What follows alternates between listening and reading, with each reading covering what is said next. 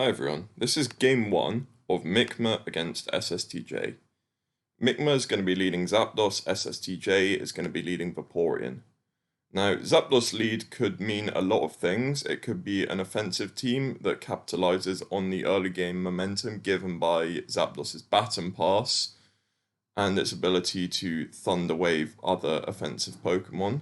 It could also be a TSS or indeed some other kind of team. So Zapdos doesn't really tell us a lot. Vaporeon, however, tells us a little more, because lead Vaporeon has featured in particular on very physical, aggressive offense in the last couple of years, with a set popularized by Astomatitos, Substitute, Baton Pass, Hydro Pump, and Ice Beam, holding a Salac Berry. And this threatens to Baton Pass a speed boost or indeed a sub, while firing off powerful special moves off of Vaporeon's pretty good special attack stat. It trades well with Metagross and T-Tar lead, and actually beat Zapdos lead 1v1. So I think if Sstj is that kind of Vaporeon, he will want to stay in here. And he does, but he unfortunately gets crit. What he wanted to happen was for Thunderbolt to bring Vaporeon low enough into Salac range so that he can trade back with an Ice Beam, and then use the Salac boost and momentum to either pass speed or alternatively fire off another attack. But Mikmer gets a crit, which is really, really tough, especially because the types of physical offense that Vaporeon is typically on don't like to face Zapdos in particular. So Sstj follows up with Snorlax, which makes sense on this idea of physical offense because it's the special wall that most naturally fits there, as opposed to, say, a Blissey, for example. And I think we're going to see Mikmer switching here to a normal resist. Yep, that is a Tyranitar. And Snorlax curses up straight away. Now, if this is Cursey Qlax, it really threatens Tyranitar. The only thing it has to worry about is counter, and I just don't think you would see a counter Tyranitar on a team with Baton Pass Zapdos lead. So Tyranitar is probably going to attack here for some damage on Lax, because obviously it's come into it. And we'll see if Sstj has Earthquake. No, he doesn't. He stays in and Body Slams. So I think I might have switched personally as Sstj if you don't have Earthquake in order to conserve Lax's health, because obviously Zapdos has been shown and you might be relying on Lax to deal with Zapdos, and indeed there's the possibility of other special attackers in the back that will possibly have a hard time against Snorlax. So we'll see if Sstj wants to press the issue or get out here, which I think he should get out and conserve Lax's health. He does, and Mikmer makes a really, really nice play, focus punching, knowing that Sstj can't stay in on T-Tar anymore because he has to conserve Lax's health. And he manages to catch a Metagross for a really solid 50%. And we will notice that Metagross isn't gaining leftovers, which could indicate Choice Band, or could also mean a Lumberry set, some kind of agility sort of thing. Okay, so that is a Magneton double aiming to catch Skarm, which would be a very reasonable switch on Mikmer's team from what he'd shown. But he goes to Swamp it instead, so Magneton doesn't succeed in doing what it wanted to do.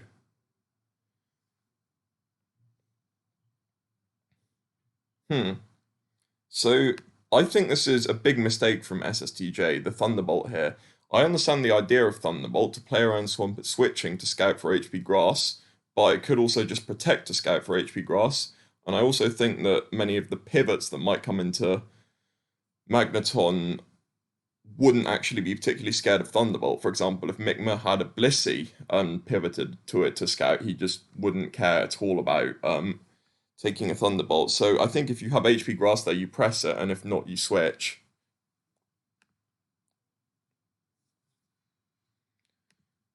Okay, so Sstj is clearly in a really, really bad position. He's got 2 Pokemon down, 1 at half health. He's basically not even dented anything yet. and Snorlax is his switch into Swampert, which is really uncomfortable. So we'll see if Mikmer wants to stay in and just try and weaken the Snorlax while he can for special attackers. Or alternatively, he wants to switch, go to a normal resist, because the Snorlax has of course shown that it can't actually threaten T-Tar particularly well.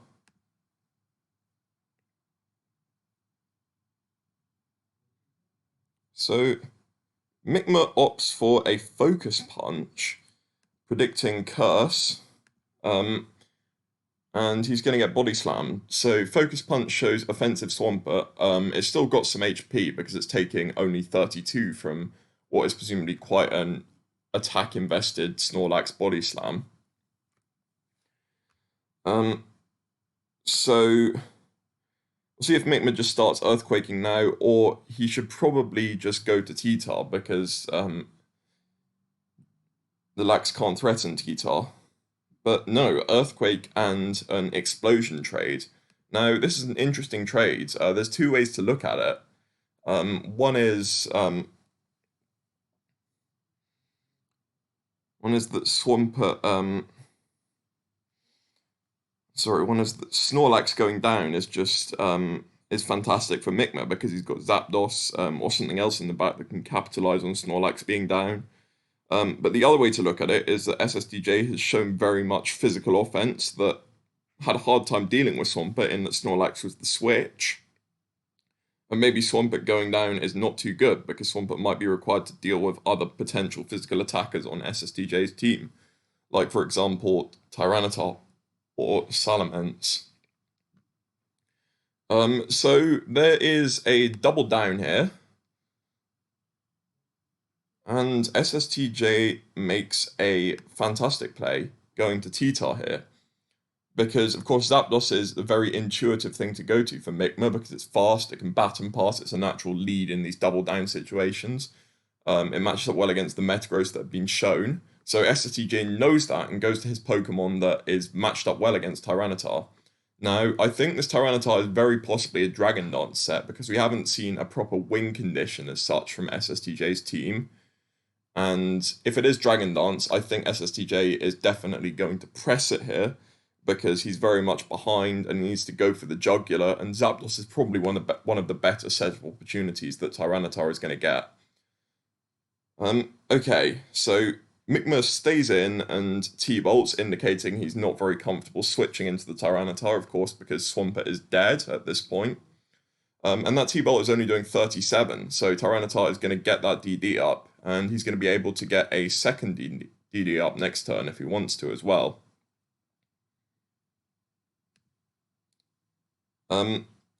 Just going to pause a second to note that this Thunderbolt came instead of Thunderwave because Mikmer was respecting the possibility of Lumberry.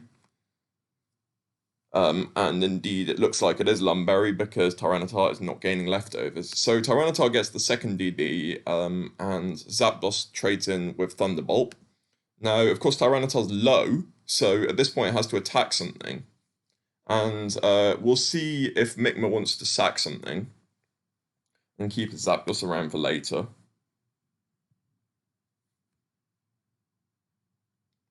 Okay, he goes to Tyranitar and gives that away, which seems to make good sense because, of course, Zapdos matches better up against Metagross than Tyranitar, and it may well match up better against some lasts than Tyranitar, particularly if it has Thunder Wave to keep something like Dragon Dance Salamence in check.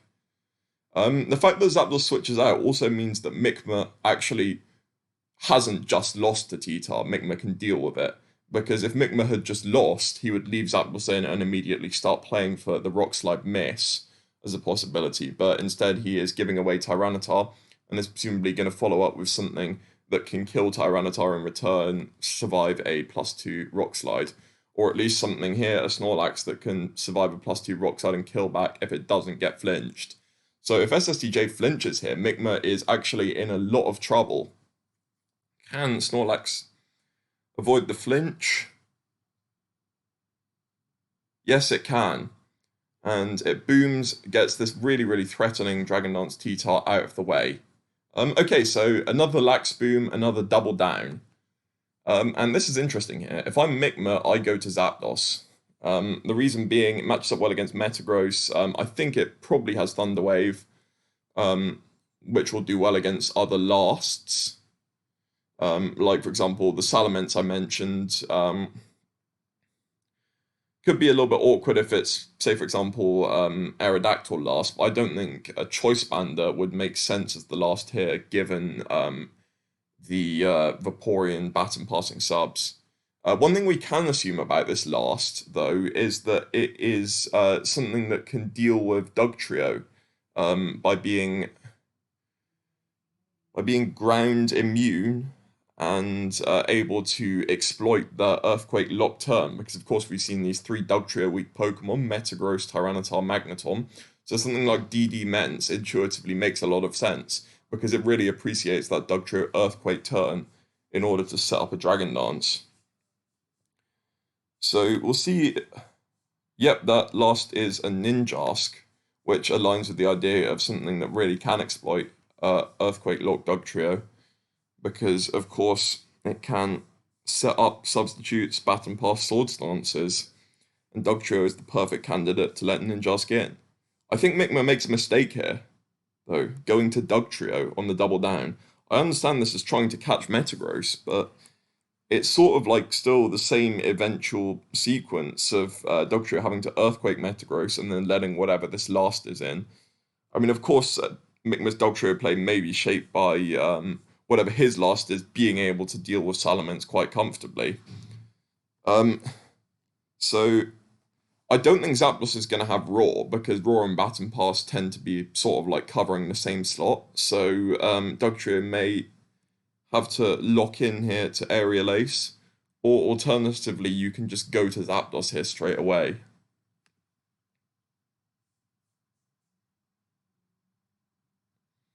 Okay, so subs up and Aerial Ace. Of course, worth noting that Ninjask isn't gaining leftovers, which means it has a Pinch Berry. Probably Lychee. In fact, definitely Lychee. Okay, so two Aerial Aces down, and Ninjask is at 32. Unfortunately, as a spectator, I don't know if 32 is enough to bring it into Pinchberry range from one more tick of Sam, which might come in crucial if Zapdos gets weakened. Ninjask has the potential to actually threaten itself as an offensive threat in the late game. But it might be that this Ninjask can't actually get itself into Pinchberry range. Either way, I think Ninjask is definitely going to Baton Pass here, and we'll see if Mikmer plays around that by doubling here to Zapdos, yeah, which he does. So a Metagross with +2 speeds, the only way it can deal with Zapdos without killing itself is Rock Slide. And it does have Rock Slide. And it survives the Thunderbolt.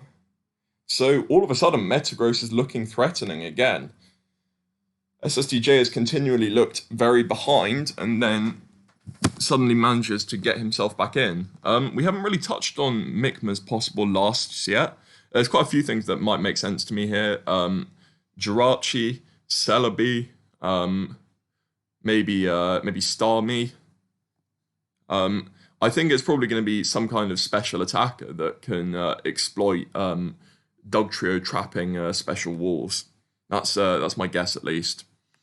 So anyway, Rock Slide is going to take Zapdos down, and I believe we're definitely going to see Mikmer's last here. And this last is a Kingdra.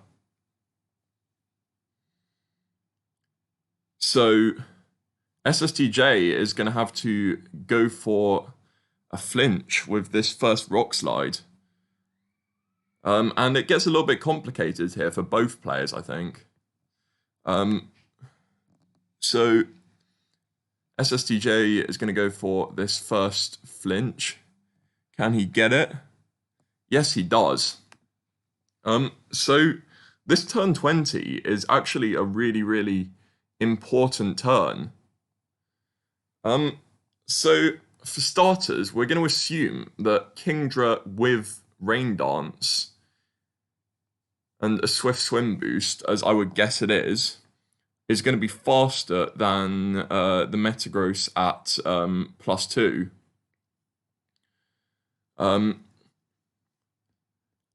I think this Tyranitar Focus Punch on it was a max roll, and of course you saw the Zapdos Thunderbolt not doing very much, which indicates it has HP, and as such maybe just about 200 speed, so that it's faster than everything unboosted at +2. So I think Rain Dance is what Mikmer should go for, and of course Rain Dance covers Ninjask, because Ninjask probably isn't going to have Protect if it's not Leftovers. And as such is safe.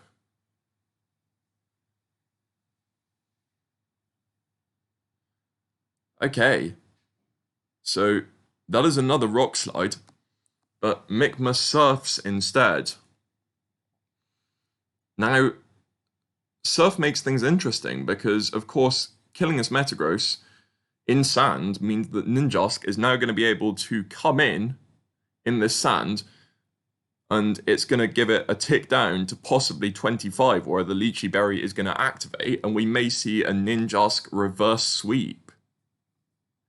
So there's just a huge amount of twists and turns in this game. It's down to 25. Lychee Berry does activate. Can he kill? No!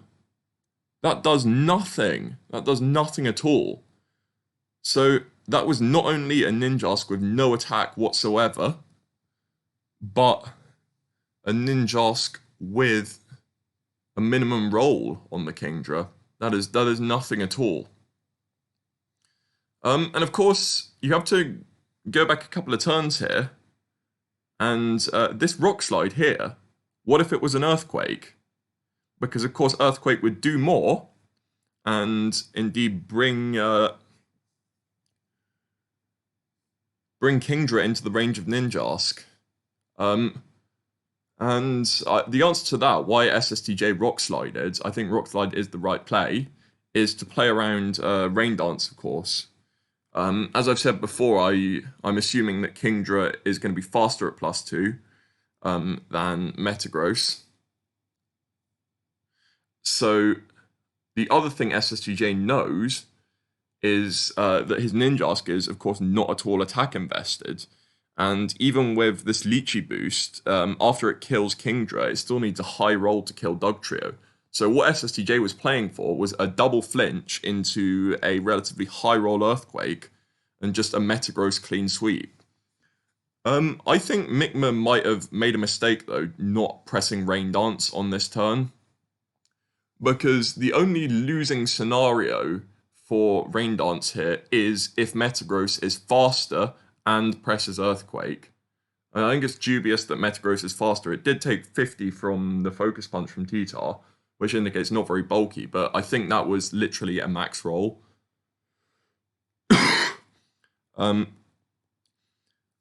So I think if I'm Mikmer, I Rain Dance here, because Earthquake into Surf, or indeed Rock Slide into Surf, and if Ninjask has, say for example, I don't know, about, not max attack maybe, just like 96 attack, it's an entirely different looking game, and Ninjask might have reverse swept. So I think if I'm Mikmer, I Rain Dance here. I think Sstj did the right thing and played to his outs, his best out being Metagross flinching down and sweeping. But Mikmer gets away with it because Ninjask doesn't have attack. I'm guessing it had special defense so that it can set up Sword Stances on Milotic directly. But yeah, this was a really, really interesting game one. A lot to pick apart in the end game. And I'd also like you in the comments to let me know if you think I've made a mistake, or there's a line I didn't see, or something, some like nuance in the game that I didn't necessarily pick up on. Yeah, we'll move on to game two.